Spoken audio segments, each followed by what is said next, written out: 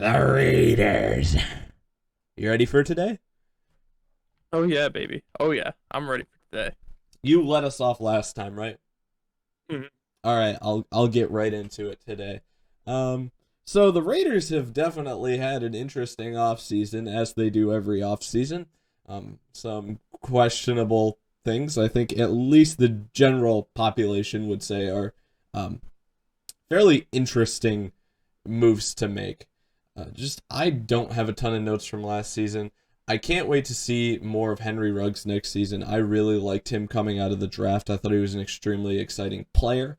I don't know how many Raiders games I actually got to catch last year for whatever reason. A lot of them would fall, even when they were in prime time. I couldn't actually catch most of them. But yeah, Josh Jacob runs really hard still. I love the way he runs the football. I mean, I actually really enjoy that aspect of their team. Now they're going to have an interesting 1-2 punch with him and Kenyon Drake.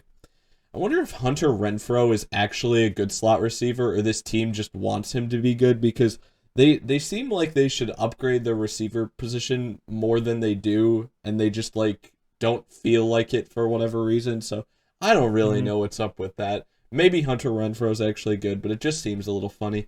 Darren Waller is amazing though. If there's a number one receiver on this team, it's him.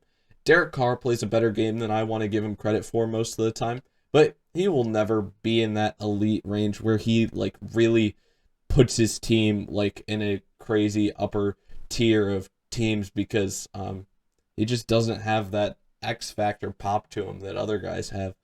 Max Crosby feels like their only real threat off the edge on defense. And I love John Abram, but somebody needs to tell him that his loose jersey sleeves make him look like a moron. And I love that they use their fullback. Uh yeah, I think John Abrams he's just trying to get that old school Raiders look. You know, when guys would actually go out there and try to break spines. Uh maybe that's what he's going for, but I also don't. It's just so distracting seeing him on the field wearing that The loose jersey the sleeves. funny thing is that not only does he have the loose jersey sleeves, but then he wears a long sleeve under it.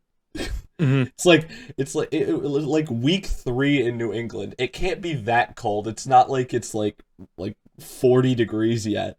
It's like got it's probably like at least in the high 60s, and he's got a long sleeve on under his loose jersey. It just looks like a mess. Yeah. The notes that I had for the Raiders, Gruden has an ideology that other teams are putting into place now with or that have been putting into place and they've been doing it successfully with a run first offense and then work the play action off of that and have a stout defense. The only thing is the Raiders don't execute it at well at all to the point that other teams do like the 49ers or the Titans that run first, get the play action off and then have a solid defense. The Raiders have like bits and pieces of it but they don't have it all together. If Gruden can figure it out this season, they could be dangerous because teams that have it figured out are dangerous. What do you got to say? If what Chris Sims says is true, um, the reason they may not be able to get their offense down is because Chris Sims said that John Gruden would add 80 to 100 new plays to the playbook on a weekly basis. Like maybe only small changes to plays, but 80 to 100 plays a week? Are you kidding me? There's no way you're ever going to get your offense down if that's what you're doing. Need to get a smarter quarterback. That's that's all that it is. I Yeah. mean, you see Chris Sims in that one clip when he's on the Buccaneers, and Gruden keeps calling him an idiot because he can't get the one play right. You just need to get a smarter quarterback. Yeah, that's true. Speaking of quarterback, the next note I have is Derek Carr's good. He's just very boring, and just you were over at my house helping me build my PC when the Raiders were playing in primetime, and Mariota got in the game, and you and I were so hyped to see him get in the game because it was something different that was not Derek Carr, and he did well. He did very well for the time he was in there. He had a touchdown and a pick, but it was different. He brought a different aspect to that offense that besides Derek Carr. You know my perspective is biased when it comes to Mariota, so I won't Oh speak on yeah, that. yeah. It just felt so much different. It did not feel like the Raiders of last season when he was in at quarterback. Yeah. I saw that Nathan Peterman had some attempts. I want to know what games he was throwing the ball in because I just need to see those 5 attempts that he had. Um, Everyone talked up Nelson Aguilar for having a good season, which he did. He had a very good season compared to previous years. He only caught 58% of the balls that were thrown at him, though. I don't know how many of those are deemed uncatchable, but that's still like he's still got some hands problems, and he's not going to be on the team this season. So that's nothing that the Raiders have to worry about. But I thought that was interesting for him and for the Patriots picking him up. The run game is very efficient. Josh Jacobs is such a bell cow and so good. Um, their secondary, stats wise, it's solid with passes defense from guys and interceptions and tackles coming from there. But having your secondary guys leading the team in tackles really is not good at all. Well, they Um, aren't as bad as some other offenders no, because John Abrams ahead of the linebackers. But the other thing here is that they've got three linebackers. I mean, I always forget what teams run what, but just based off looking at their stats, I'm thinking that they're a 4-3, and those three linebackers are all right behind John Abram.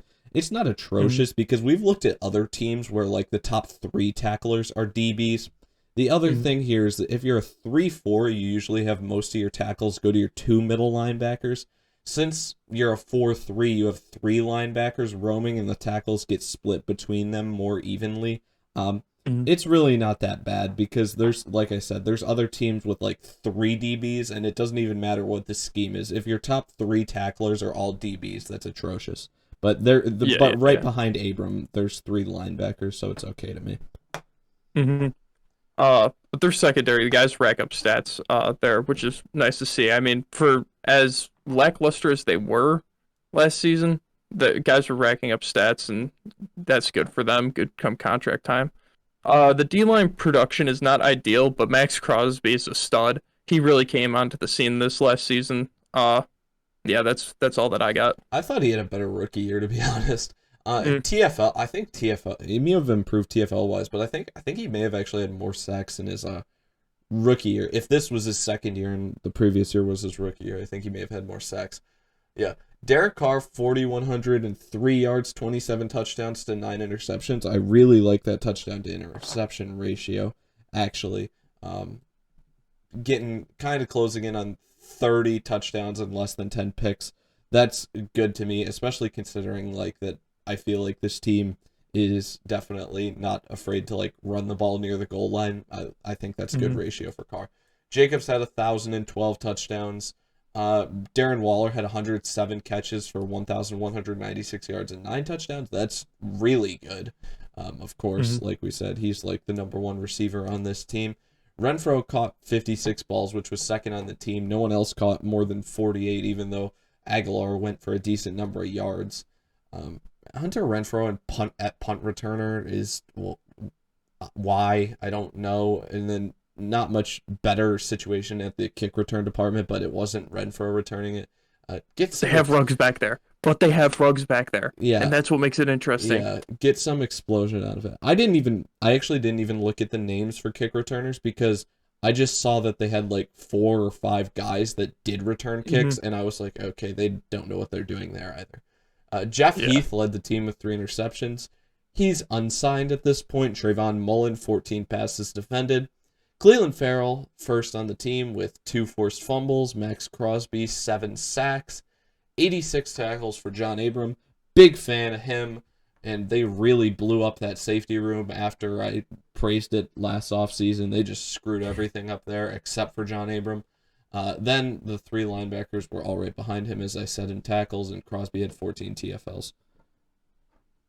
Yeah. What do you got for their free agent gains? Acquisitions. I don't know why. I was expecting this list to be longer. It's really not that long. Like guys that I actually thought are important.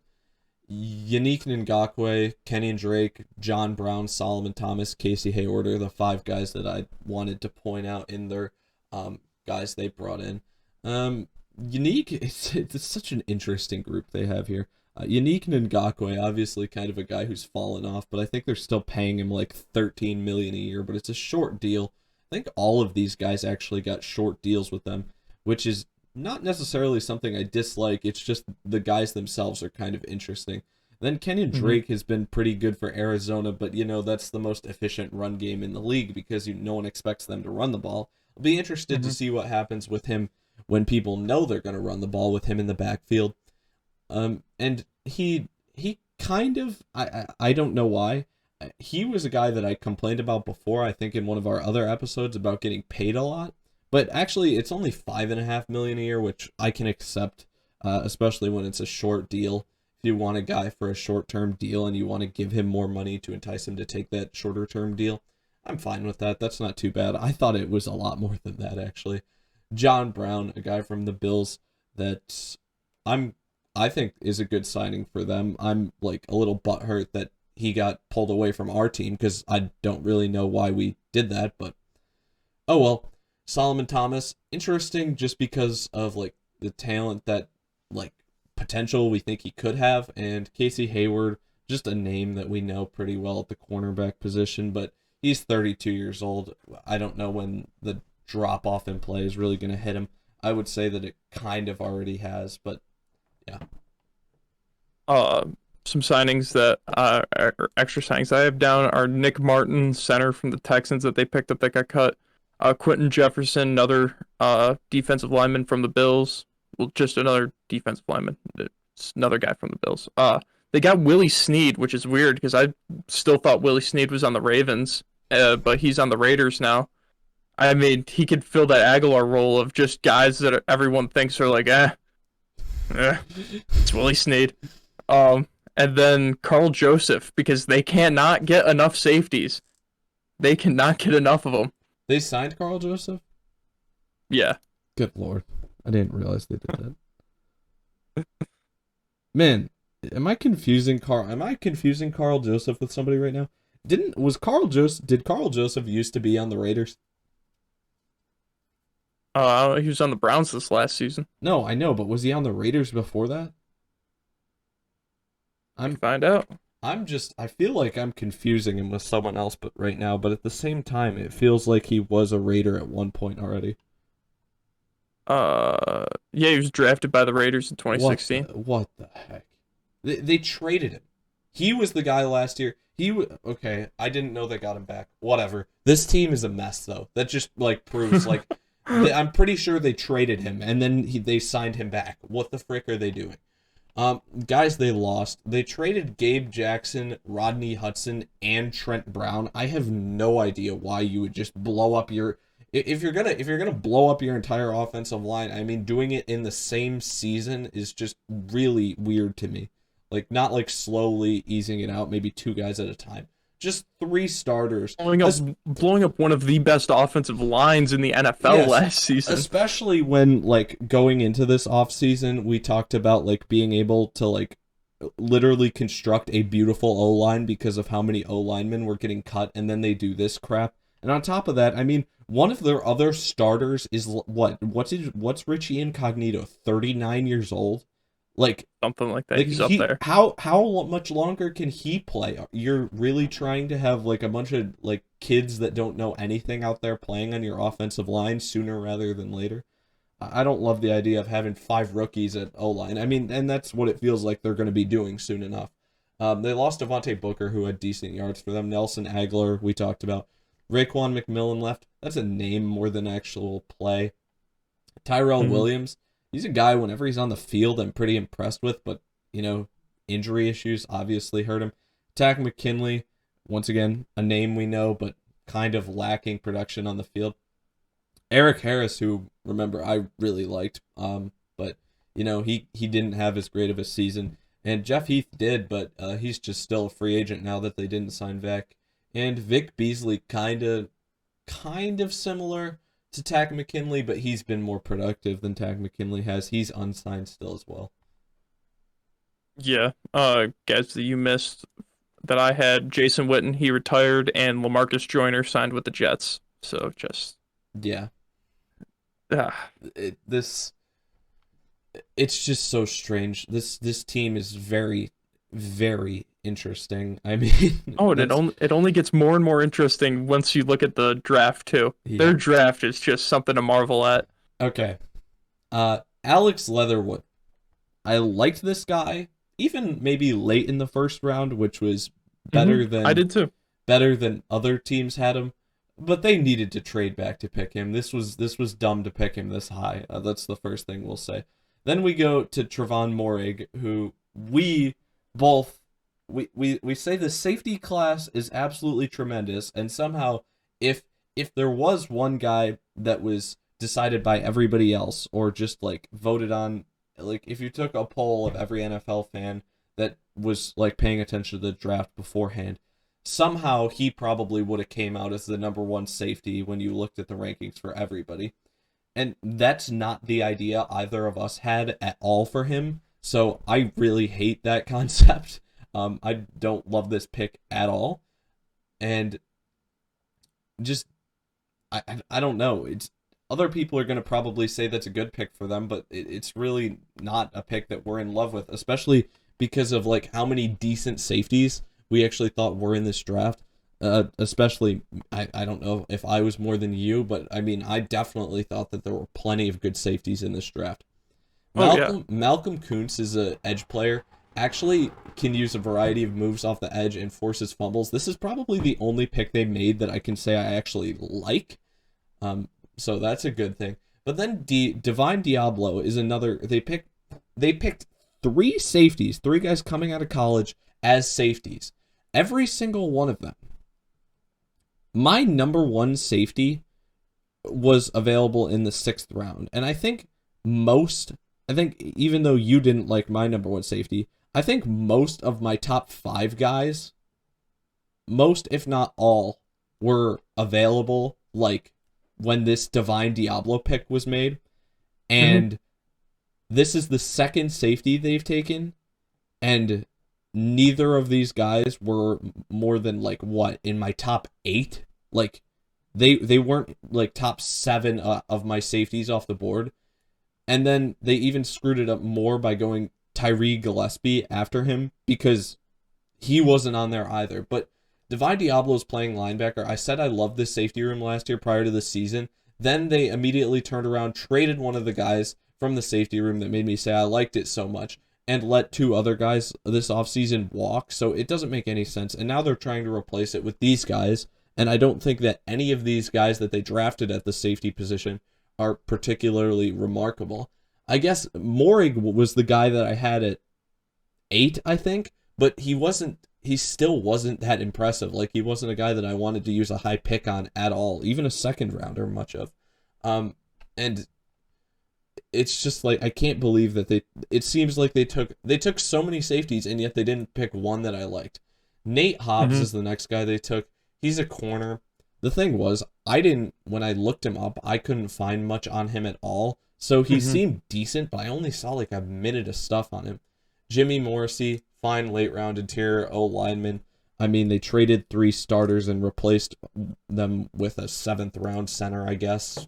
That's no good, but I mean, they do have Alex. They did take Alex Leatherwood first to replace one of them, but I don't know if replacing the other ones with the 7th round center or the kid from the Texans that just got cut, right? You get cut from the Texans, can you be that great?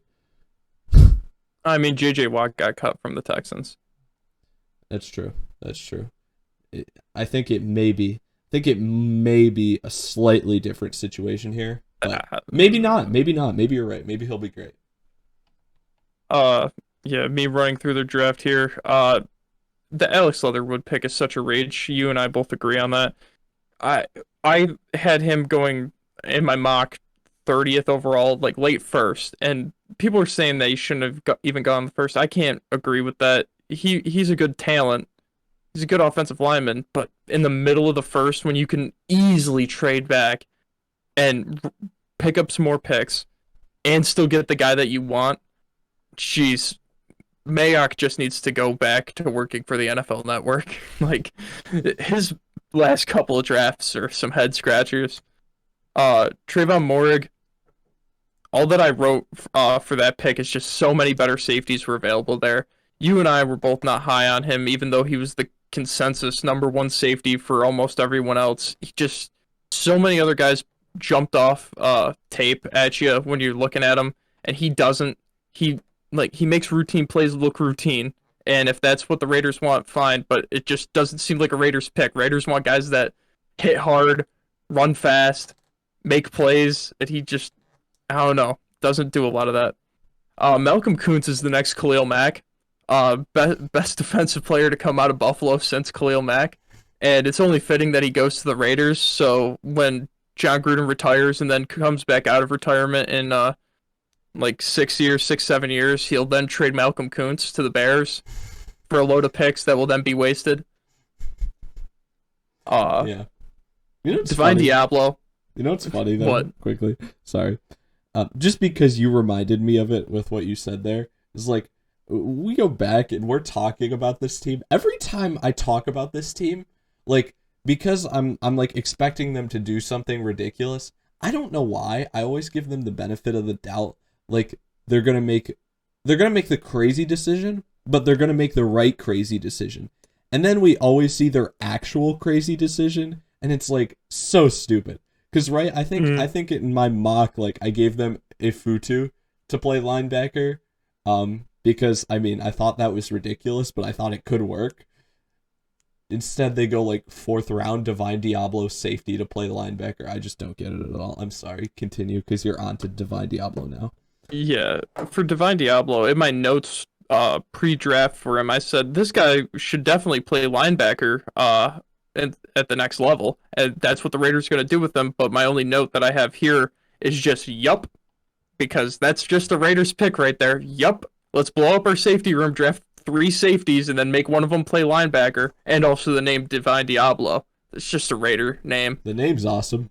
Can't doubt that. Mm-hmm. Oh yeah, he's got a top 10 draft name right there. But the Raiders, man. Tyree Gillespie, he was my 25th safety. He did not have any, because safeties were the one position. It was the first position we looked at. We both watched like 40 we watched of them. kickers and punters. Oh, we watched kickers and punters first, but safeties we watched like 40 of them because there was so much talent. There was so much talent in this safety draft, so much, and they took 3 guys that like. Did any of these guys at all. Did any of these guys fall in your top 10 even? Because I said I had Morrig at 8, but like Morg was 11 for me. He wasn't even in my top 10. Yeah, just making sure. But Gillespie, I said that he was underrated when I looked at his tape. He was. I was expecting him to go in the 6th, 7th round though. I wasn't expecting him to go in the 4th.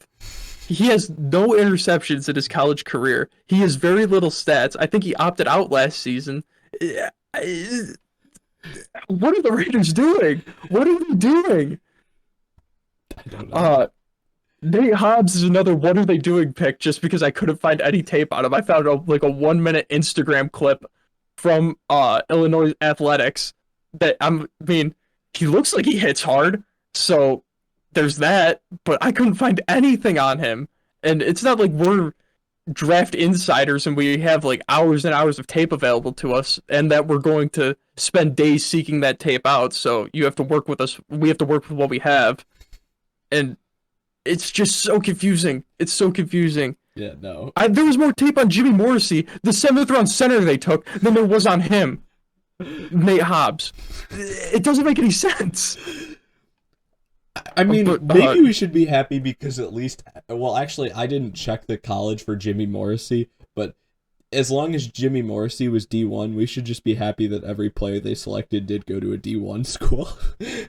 Yeah, he went to Illinois, so yeah, he did go to a D1 school. That's good. They didn't take a wide receiver though. They didn't take a wide receiver. Yeah, no, I have that noted right here. I have 3 notes actually. I didn't do this for any other team. I wrote 3 notes after the Raiders draft picks, which here are my 3 notes. Of course, the Raiders, one of the few teams that doesn't actually have a wide receiver number 1, would not pick a wide receiver but would pick 3 safeties.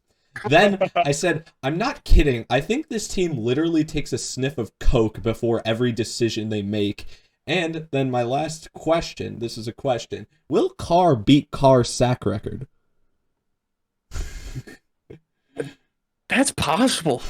That's possible. After what they did, you're going to have a bunch of like snot-nosed rookies and like Nick Martin and Richie Incognito there. And they might even bench Richie Incognito at some point. Just be like, we cannot have this 48-year-old man here. We need to get like these young guys into play. No, I don't. I Granted, think Richie Incognito might fight someone on the sideline if they do that, but yeah, I don't think you can bench Richie Incognito, but I don't think Nick Martin is like anything special. I really don't remember hearing his name much at all ever before this offseason. mhm. Yeah, You ready to get to the schedule? yeah.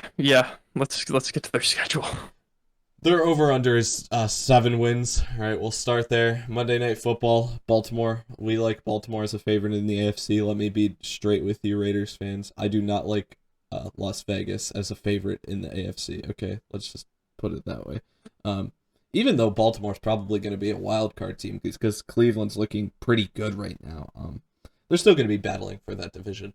It's really going to be interesting to see if the Browns can get over the hump, but those two teams will be battling for the AFC North. I don't think the Raiders will be much battling for the AFC West at all. Against Baltimore's an L.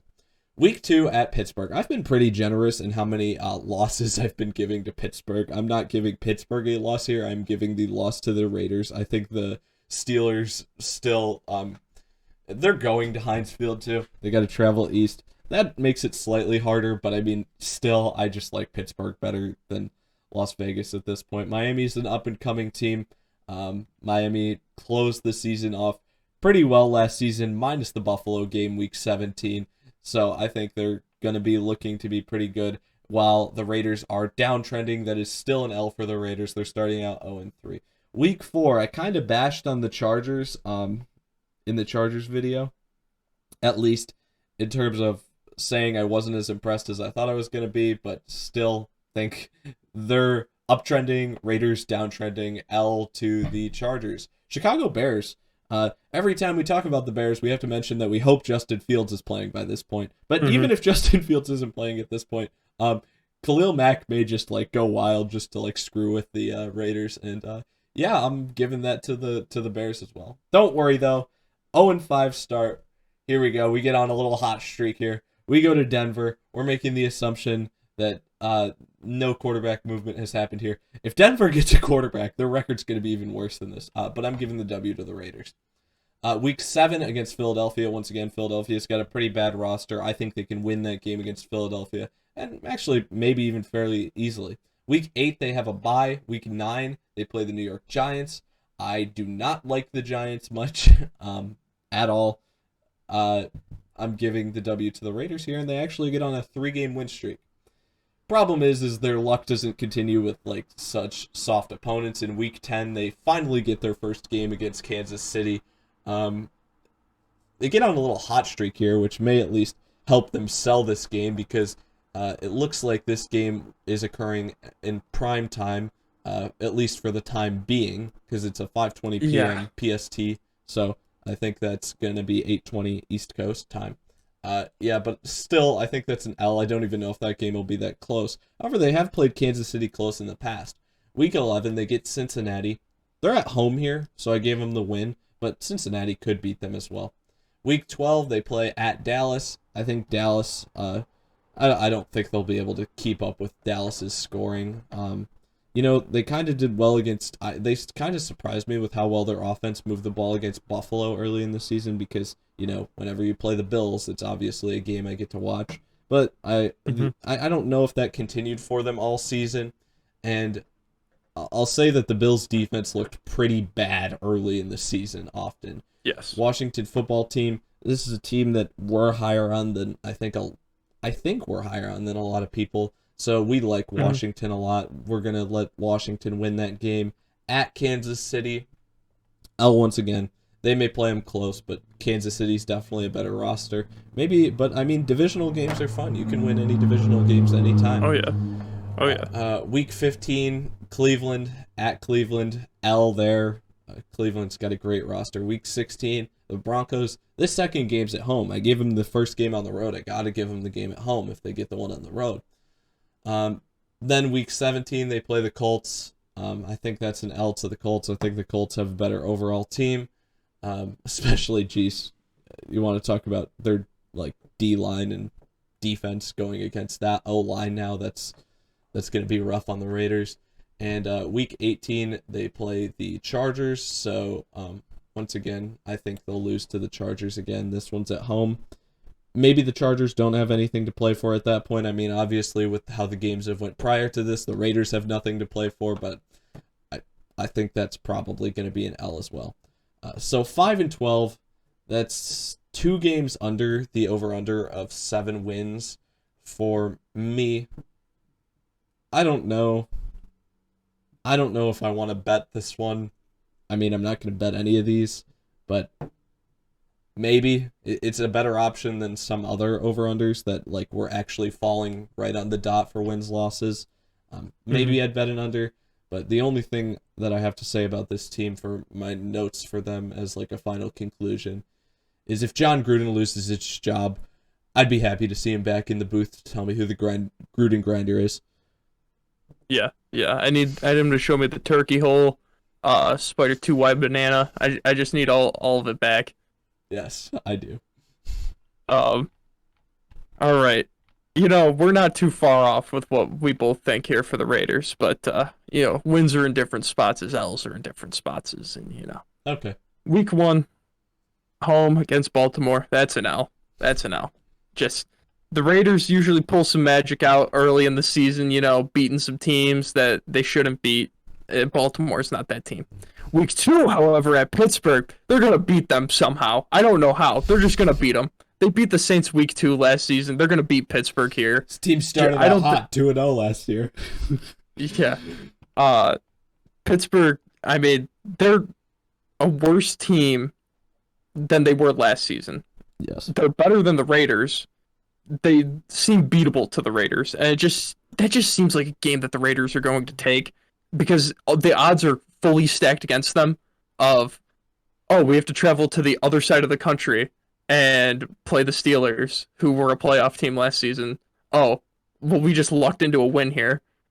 Then week 3, home against Miami, that's an L. I think no matter who Miami has at quarterback there, Jacoby Brissett, Tua, Brian Flores, I still think they win. Brian Flores. At the Chargers, I'm higher on the Chargers than you are. I think the Chargers are going to sweep them. Well, I do too. The Raiders are just in a very tough division.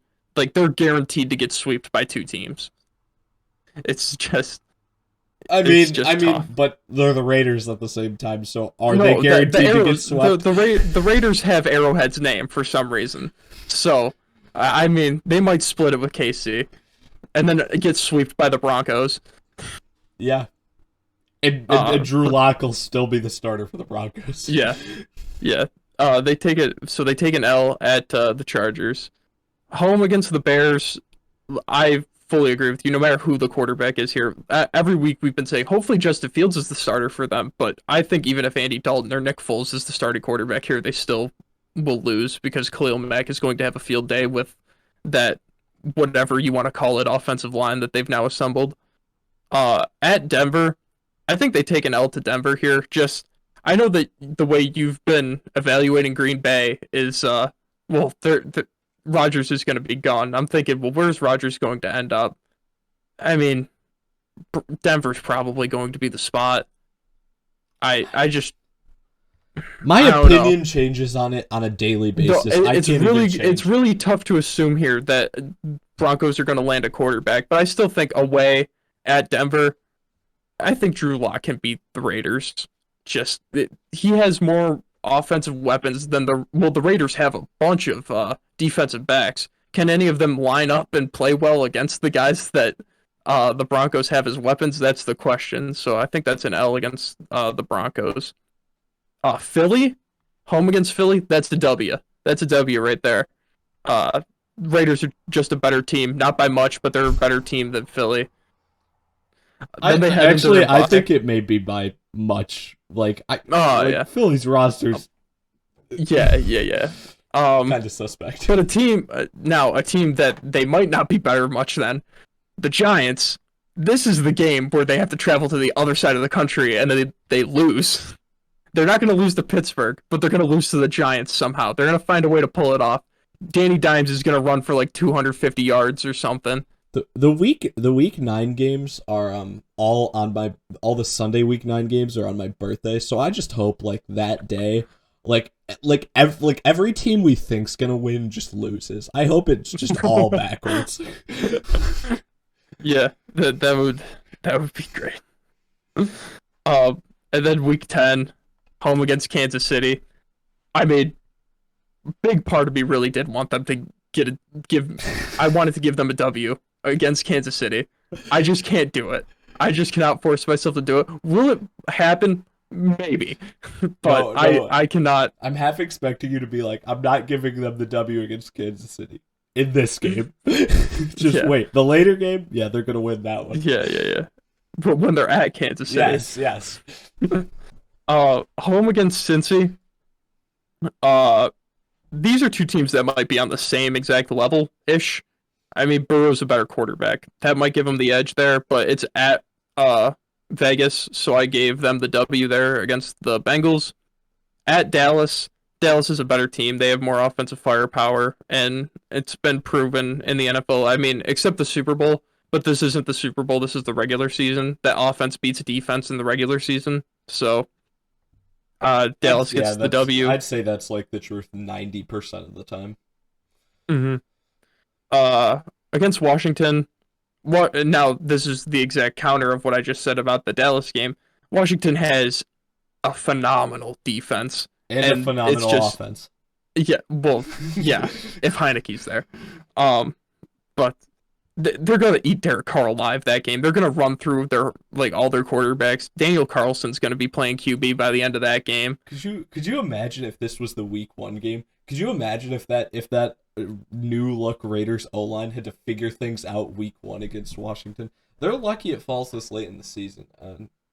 Just in it case, would be such a bloodbath. Just in case any Raiders fans are watching this without a basis for what we're talking about with Washington, we just think at least what I said, is that Washington will have a better offense than I think people realize next season. Not actually that they'll be insane, but they'll be better than people realize. Yeah. At Kansas City, they get a dub. They get an L. They get an L here. I could not do it. They get an L. And then back-to-back games, Kansas City and Cleveland. Two teams are going to be vying for the Lamar Hunt Trophy.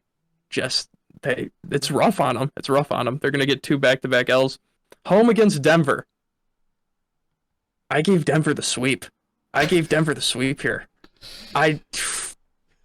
Dude, it's just so hard looking at these two teams. I'm like, what team is better here? And it has to be the Broncos just because Drew Lock has people to throw to. He has better people to throw to. Carr has Waller. You have to bring the tight end into this. Yeah, Carr has Waller, and Drew Lock has Cortland Sutton, Jerry Jeudy, Noah Fant, KJ Hamler. The problem is so much more. The problem is if you swapped Drew Lock with Derek Carr, just like straight up today, the Broncos are a much better team. Oh, yes. Yes. And I also think the Broncos have a better defense too. Just being coached by Vic Fangio gives them an edge in that. You don't think the rebolstered safety room of the Raiders will lead them to a 13-4 record? Yeah, maybe if Tyree Gillespie can just pull something out of his butt, win MVP, literally win league MVP. Yeah, the rookie safety wins league MVP. 17 interceptions, 8 forced fumbles, 5 sacks, 8 touchdowns. Yeah. Oh, jeez. But I think the Raiders get swept by the Broncos, and then they close the season out with 2 more L's at Indy. The 2 teams are going to be fighting for their playoff lives here at the end of the season. At Indy, and then home against the Chargers, giving them a record of 3-14.